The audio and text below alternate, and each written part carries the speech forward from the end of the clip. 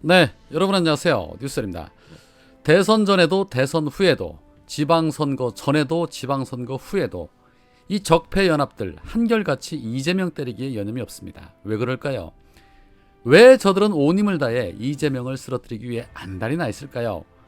아무리 쓰러뜨리려고 해도 넘어지지 않고 혼자의 힘으로 지금까지 버텨온 이재명을 왜 그토록 못 잡아서 안달일까요? 정답은 간단합니다. 수십 년간 기득권 적폐를 무너뜨릴 수 있는 능력을 가진 자이기 때문인 것이지요. 그들 스스로도 이재명의 진가를 알기 때문인 것입니다. 그동안 그가 보여준 삶이 이미 검증이 됐기 때문인 것입니다. 그래서 저들은 자신들에게 위협이 되는 이재명이 무서운 겁니다. 그러면 적폐연합들이야 그렇다 치고 민주당 내에서도 왜 이렇게 연일 이재명 때리기에 온 힘을 쏟고 있는 자들이 있을까요? 그렇습니다. 그들 역시도 적폐 기득권들과 결을 같이 하고 있는 자들이기 때문인 것이죠. 답은 간단하죠. 그래서 겉으로는 파란색인 척 하지만 속내는 빨간 수박이라고 우리가 표현을 하는 것입니다. 지방선거가 끝난 이후에 이재명 후보의 책임론을 들고 나오면서 연일 이재명 때리기에 올인하고 있는 자들의 면면을 우리가 잘 살펴야 할 것입니다. 이재명은 우리가 불러서 대선에 나왔고 우리가 불러서 지방선거에 나왔습니다.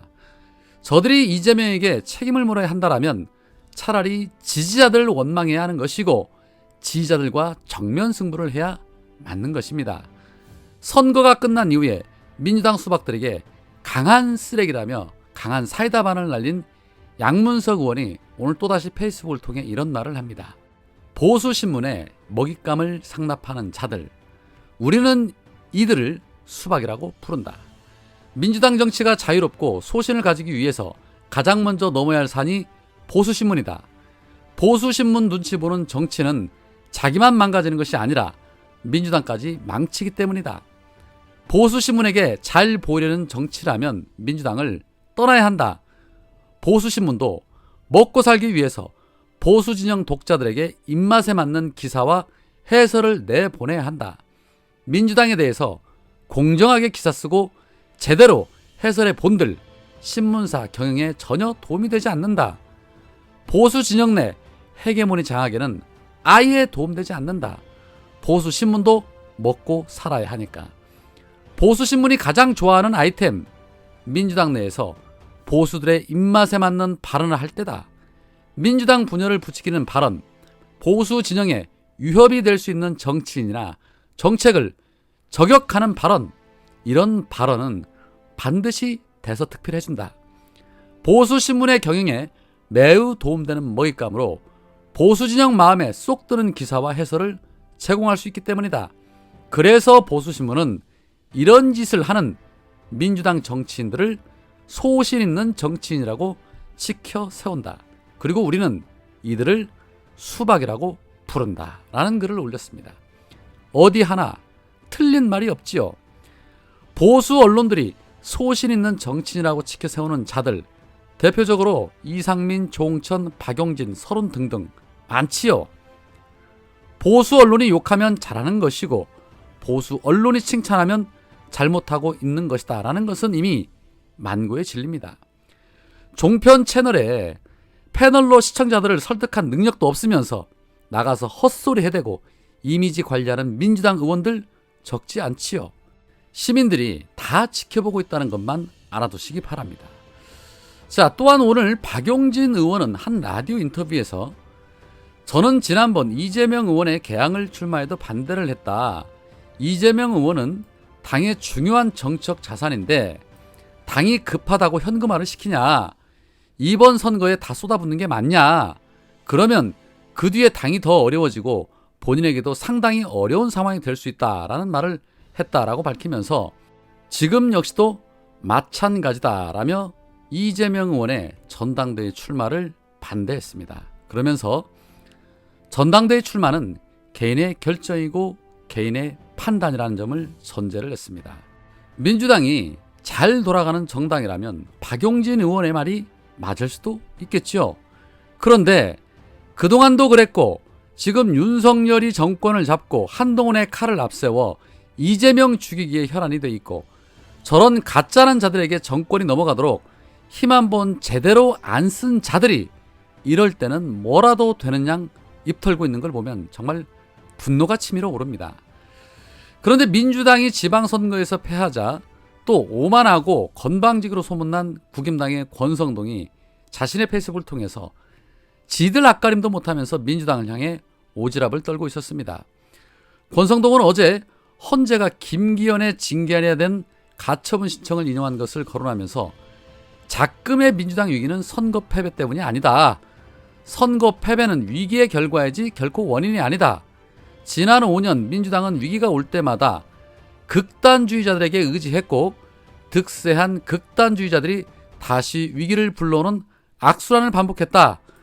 검수완박 역시 철험회와 같은 극단주의자들이 주도를 했고 민주당 의원들은 눈치를 보다가 김의원에 대한 탈법적 징계안에 찬성표를 던졌다. 이 같은 위기와 극단주의 악순환이 쌓인 결과가 최근 3번의 선거에서 직면한 국민의 심판이다. 민주당은 오늘 헌재의 결정을 보면서 부디 지난 과거를 반성하시기 바란다. 만약 민주당이 또다시 극단주의들에게 휘둘리며 과거 검찰개혁을 외쳤던 것처럼 헌재개혁과 같은 현실 도피적 구호를 내건다라면 국민의 준엄한 심판은 멈추지 않을 것이다 라고 입을 털었습니다.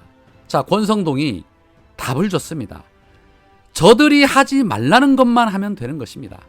헌재개혁, 검찰개혁, 사법개혁, 언론개혁 이런 것들을 안 해서 진 것이라고 권성동이 역설적으로 말해주고 있는 것입니다. 민주당이 오만했습니까? 아니죠. 민주당은 180석을 가지고도 오만한 것이 아니라 무능했죠. 그래서 그 무능 때문에 심판을 받은 것입니다. 그리고 권성동이 극단주의라는 표현을 썼는데 입은 비뚤어졌어도 말은 바로 합시다. 한국판 탈레반이라고 불리는 극단주의자들, 빨간당 지지하는 자들이 대다수 아닙니까? 입만 열면 무식한 욕설과 고성 악담, 극단적인 행동, 그런 자들을 어디를 지지하고 있는지 본인들이나 잘 살피시기 바랍니다. 이겼다고 기고만장하면서 남의 당에 지적할 그 시간에 본인 당대표 문제나 걱정하시기 바랍니다. 끝으로 정청래 의원님이 작금의 사태를 바라보면서 본인의 생각을 페이스북을 통해 장문의 글을 통해 올렸는데 간략하게는 이렇게 말합니다. 누워서 침 뱉게 하지 맙시다. 10년 전 2012년 문재인 대통령 대선 패배 직후에 열린 의총에서 문재인 후보는 국회의원직 사퇴하고 정계를 은퇴하라고 주장한 의원들이 있었다. 그때 곧바로 제가 나서서 대선 패배가 문재인 후보 개인의 잘못이냐, 문재인 후보 개인의 책임질 일이냐, 우리 모두의 책임 아니냐, 우리가 부족해서 졌다면 우리 스스로 남 탓하지 말고 우리 탓을 해야 하는 거 아니냐라고 제가 얘기한 바 있다. 그 후로 문재인을 흔들던 사람들은 끝내 탈당하고 딴살림 차렸다. 2010년 당시 문재인을 공격하면 안 됐듯이 대선 후보였던 이재명의 상처를 내고 공격하면 안 된다. 우리 민주당에 득될 게 없다.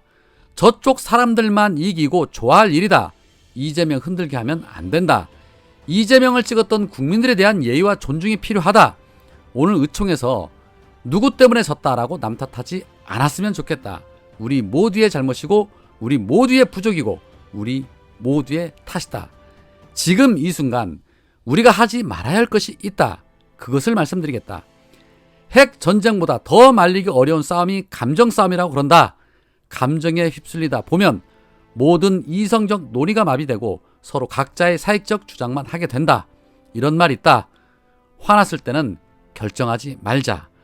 서로의 감정 싸움 없이 이성적으로 하려면 우리의 감정을 톤다운, 캄다운 해야 한다. 그리고 이성적으로 토론하자라는 말을 했습니다. 이성적인 토론 이어질지 지켜볼 것입니다. 이재명을 탓해야 자신들이 살 길이라고 생각하는 그런 자들, 그들이 곧 민주당의 미래를 망치는 자들일 것입니다. 그렇게 보면 될 듯합니다. 오늘은 여기까지입니다. 고맙습니다.